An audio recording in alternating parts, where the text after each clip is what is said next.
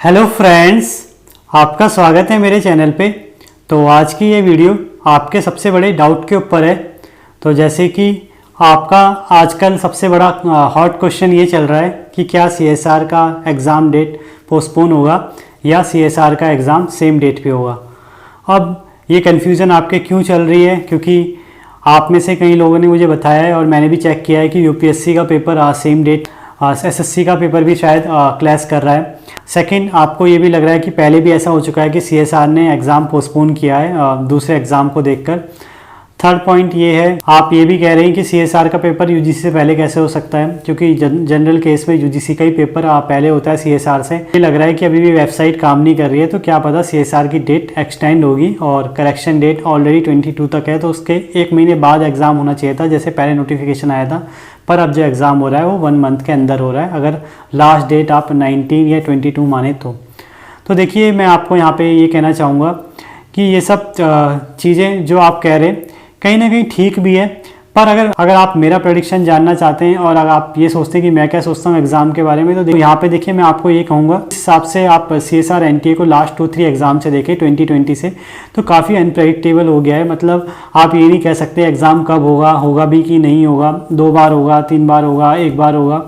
मतलब कुछ स्टेटमेंट्स आती हैं, कभी वो फॉलो होती हैं, कभी नहीं होती। सेकेंड पॉइंट देखिए, यहाँ पे ये भी है, सीएसआर एनटीए भले अनप्रेडिक्टेबल हो पर आप स्टूडेंट तो प्रेडिक्टेबल है। मतलब आपको तो यही करना चाहिए ना कि जब एग्ज़ाम आए तो हमें क्या करना चाहिए, आपको तो पढ़ना ही चाहिए। और तो मैं आपको यहाँ पे यही एडवाइस करूँगा कि आप पढ़िए और आप इसी को लास्ट डेट मान के चलिए। मतलब आप ये मान के चलिए आपका एग्ज़ाम अभी ही होगा, क्योंकि वैसे भी ये बहुत पोस्टपोन हो चुका है। और लास्ट टाइम आपने देखा होगा जब सीएसआर ने डेट दी थी तो उसके बाद एग्ज़ाम करा ही लिया था लगभग। तो इस बार भी हम ये मान के चल सकते हैं कि एग्ज़ाम हो ही जाएगा। तो मैं आपको यही कहूँगा कि आप पढ़ना स्टार्ट कर दीजिए, इस लास्ट मंथ को यूटिलाइज़ करिए, क्योंकि अगर आप फिर इन सब बातों में उलझे रहे कि एग्ज़ाम होगा नहीं होगा, तो अगर मानो एग्ज़ाम पोस्टपोन भी हो जाता है तो भी आपका ये महीने तो ख़राब हो गया ना। मतलब आप जिस टाइम को यूटिलाइज़ कर सकते थे, जिसमें कुछ अच्छा पढ़ सकते थे और अपने आप को एग्ज़ाम के लिए तैयार कर सकते थे, आप उस टाइम को भी गवा दोगे। थर्ड पॉइंट, मैं यहाँ पे आपको ये भी सलाह देना चाहूँगा, अगर आप रोज़ यही देखते रहेंगे कि एग्ज़ाम पोस्टपोन होगा कि नहीं होगा या कब होगा, तो मैं आपको ये कहूँगा, देखिए एग्ज़ाम पोस्टपोन होना हो, आपका ये जे ज़रूर पोस्टपोन हो जाएगा। क्योंकि देखिए, रोज़ आपको ऐसी वीडियोस मिल जाएंगी हज़ारों, और रोज़ आपको इस तरीके का कंटेंट मिल जाएगा जो आपको कंफ्यूज भी करेगा या आपकी उस तरफ ही बात को ले जाएगा जहां आप चाहते हैं। पर फिर भी मैं कहूँगा, देखिए सब भरोसा आप सीएसआर एनटीए पे ही करें, और सीएसआर की तरफ से अगर कोई न्यूज़ आएगी तो मैं आपको ज़रूर बता दूंगा और आपको पता वैसे भी लग जाएगी। तो इसीलिए आप सिर्फ उसी न्यूज़ पे भरोसा करें और इन सब चीज़ों के पीछे ना जाएं कि आप यही सोचते रहें कि एग्ज़ाम पोस्टपोन होने वाला है या किसी ने कह दिया। तो देखिए, मैं अपने एक्सपीरियंस से आपको बताऊं तो अभी मैं नीट के एग्ज़ाम को भी फॉलो कर रहा था, तो उसमें भी लास्ट दिन तक भी ऐसा होता था, रोज़ बोलते थे कि नीट का एग्ज़ाम पोस्टपोन होएगा। तो ना ही नीट का पीजी का एग्ज़ाम पोस्टपोन हुआ, ना ही यूजी का एग्ज़ाम पोस्टपोन हुआ। तो पर जो बच्चे उसको फॉलो करते रहे, मैंने ये भी देखा उनका एग्ज़ाम बहुत ही बेकार गया। और साथ में आपने यही एग्जाम्पल अपने के लिए भी देखा होगा, लास्ट टाइम गेट में भी आपके साथ ऐसे ही हुआ है कि एग्ज़ाम में भी रोज़ यही चल रहा था, पोस्टपोन होगा नहीं होगा।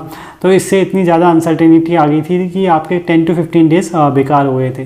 तो मैं आपको फिर यहाँ पे यही कहूँगा कि आप इन सब बातों को बिल्कुल भूल जाए कि गेट का एग्ज़ाम या नेट का एग्ज़ाम पोस्टपोन होगा कि नहीं होगा।